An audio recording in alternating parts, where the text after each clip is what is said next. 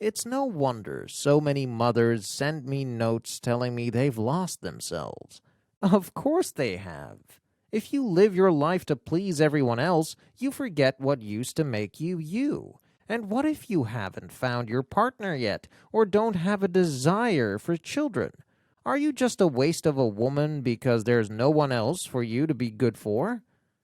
No, of course not. You are a being with your own hopes and desires and goals and dreams.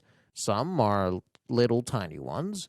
I want to write poetry. And some are massive. I want to create $1 million company. But all of them are yours, and they are valuable simply because you are valuable. You are allowed to want more for yourself for no other reason than because it makes your heart happy. You don't need anyone's permission, and you certainly shouldn't have to rely on anyone's support as the catalyst to get you there.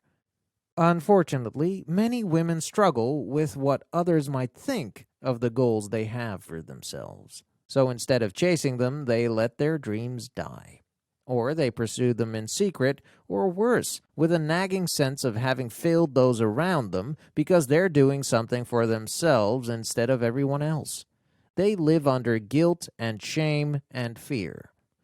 What if stops being an ember of possibility in their hearts and becomes a litany of recriminations in their heads? What if I fail? What if they laugh? What if I waste my time? What if this makes them mad? What if they think I'm greedy? What if I'm losing all this time with my family for nothing? When we stay in this place, fear runs our lives and prevents us from moving forward, even to the smallest degree. We may live with a massive fear of failure and a major perfectionist complex.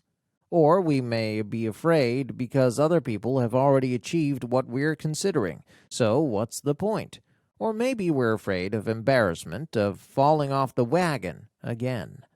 Or we worry we're not smart enough, pretty enough, young enough, old enough. So many possible ways we're not enough. As women, we've had a lifetime of lies fueling our fears. We've had a lifetime of believing that our value lies primarily in our ability to make other people happy. We are afraid of so many things when it comes to our dreams, but the biggest fear is of being judged for having them in the first place. I call BS. It's about time someone did. I call BS to that lie in my own life, and I absolutely call it on your behalf as well. At the beginning of every single year, I sit down and think of what the overarching theme will be for my work. I try to come up with a message for you, for my tribe, for this group of women that hangs out with me online.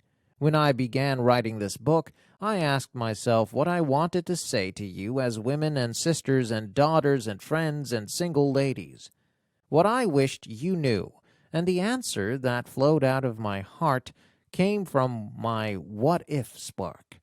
If I could tell you anything, if I could convince you to believe it, it's that you were made for more. You were made to have the dreams you're afraid of having.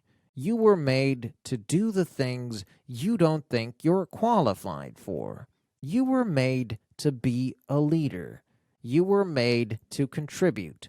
You were made to make changes for good, both in your local community and the world at large. You were made to be more than you are today, and, this is the important part, your version of more might not look like my more, or hers. For you, maybe more looks like finally signing up for the 10K. For someone else, more might look like making strides to change the way she eats in order to be healthier. For someone else, more might look like going back to school.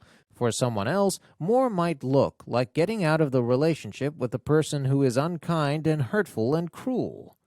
More might look like not going back to the toxic relationship merry-go-round again and again and again. For someone else, more might look like being kinder to herself. Maybe more is more time and rest. Maybe more is controlling your temper by counting to 10 before you scream at your kids. Maybe more is getting in control of your emotions, or more therapy, or more water, or more believing that you are capable of greatness, or more not worrying what someone else thinks about you. Made for more is the definition of you, and your desire for more is not something to be ashamed of. Our potential, the potential that resides in every single one of us, is our gift from our Creator. What you do with that potential is your gift back to the rest of the world. The worst thing I can imagine is that you might die with that potential still untapped inside of you. And so I wrote this book, of the former Demi Lovato title, as encouragement, as a field guide, and also as the wind that fans the flames of your what-if spark so that it turns into a wildfire. Why? Because the world needs your spark. The world needs your energy. The world needs you to show up for your life and take hold of your potential. We need your ideas. We need your love and care. We need your passion. We need your business models. We need to celebrate your successes. We need to watch you rise back up after your failures. We need to see your courage. We need to hear your what if. We need you to stop apologizing for who you are and become who you were meant to be. I spent a lot of time trying to figure out exactly how I wanted to lay out this book. It's the most, I hope anyway, tactical advice I've ever written down. I wanted it to be easy to understand and easy to apply to any kind of goal, and so I needed to get to the core of what has made it possible for me to achieve my dreams.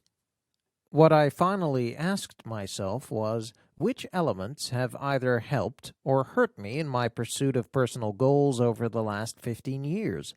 After all, I'm not an expert.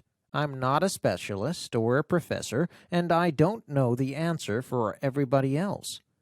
What I do know is how to get from a little town and a childhood filled with trauma to being a successful entrepreneur who built a multi-million-dollar company with only a high school diploma under her belt. I do know how to go from being an insecure young girl drowning in the anxiety of other people's perceptions to a confident and proud woman. I do know how to go from being severely overweight and unhealthy, using food as a coping mechanism and unable to walk up the stairs without getting winded, to a marathon runner who leaps out of bed each morning ready to take on the day. I do know how to go from being a desperate people-pleaser, just hoping for love, to being a woman who is so filled with love for others, for my passions, for my work, that I no longer need to seek it out in negative ways. All of these areas of growth in my life were once goals I had for myself.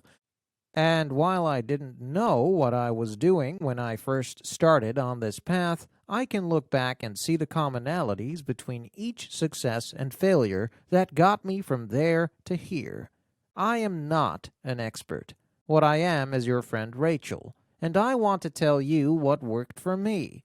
I have tried a bit of everything, but ultimately achieving big goals both personally and professionally came down to these three things. 1. Letting go of the excuses that kept me stuck. 2. Adopting great habits and behaviors that set me up for success. 3. Acquiring the skills necessary to make exponential growth possible.